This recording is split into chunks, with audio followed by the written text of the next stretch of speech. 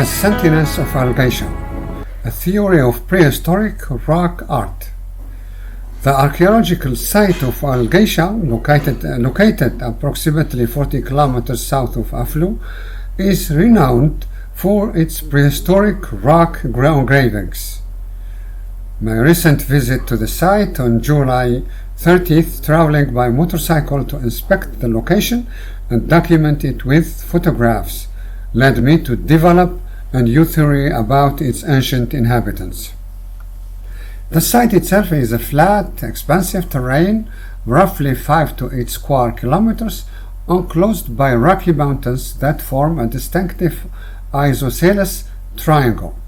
Its base is to the north, defined by a west-east mountain ridge, while the other two sides are formed by a southeast-northeast ridge and a southwest-northeast ridge.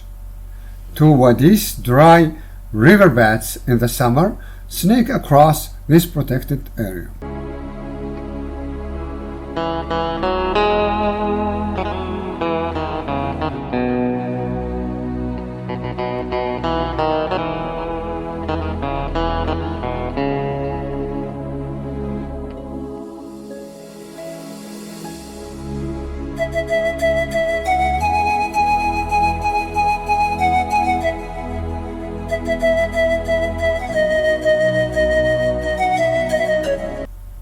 I theorize that in the distant past this was a fertile oasis. The wadis were once small but permanent rivers, and the surrounding land was rich with plants and trees. The people who lived here existed in a state of a partial isolation, their lives shaped by this unique geography. The most striking feature of the site is its rock art. Found on the northern mountains, my theory suggests these drawings were not made by a specialized class of artists, but by the very people who guarded the settlement, the sentinels, positioned on high, inaccessible rocks that required a young, healthy, and trained person to reach. The sentinels had a clear vantage point. Their long, monotonous shift spent watching for intruders who rarely appeared led to a unique creative outlet. The sentinels, armed with solid volcanic rock tools, began to engrave images onto the black sedimentary rock that covered the larger volcanic formations. The subject of their art were the animals that lived alongside them, particularly large herbivores like elephants and antelopes. The drawings reveal a deep fascination with these creatures, often depicting them in passionate situations, such as a mother elephant protecting her calf. Crucially, these drawings were not meant as a message for future generations. Instead, they were a form of social communication, a way for the sentinels to impress the next group of guards who would take their place after a long period of duty.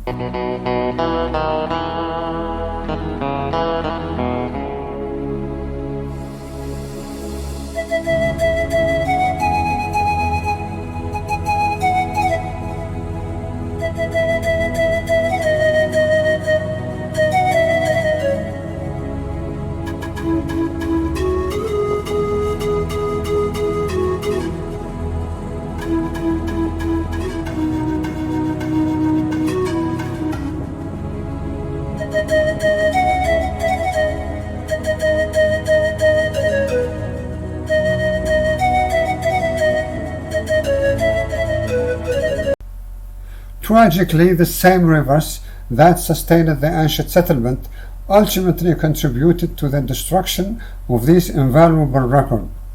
Over millennia, the snaking rivers drilled under the rock walls, causing much of the big black vertical table to collapse. Today, what remains is a chaotic jumble of fine rocks, with many drawings now fragmented or potentially hidden under the soil. The dramatic transformation of the site from a fertile oasis to a rocky, arid desert makes this theory seem almost fantastical. However, this radical environmental shift is precisely what frames the story of the Sentinels and their art, offering a plausible explanation for the stark contrast between the site's past and its present.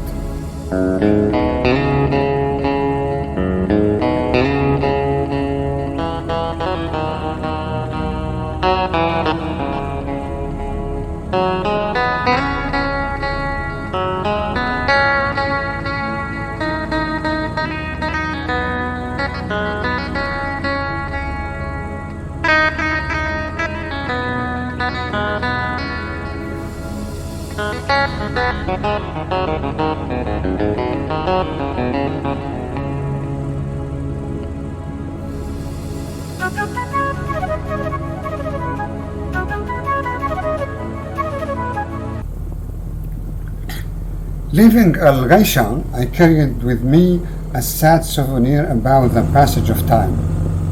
I thought about the ancient people who lived here and the young sentinels who created this art out of boredom and fascination.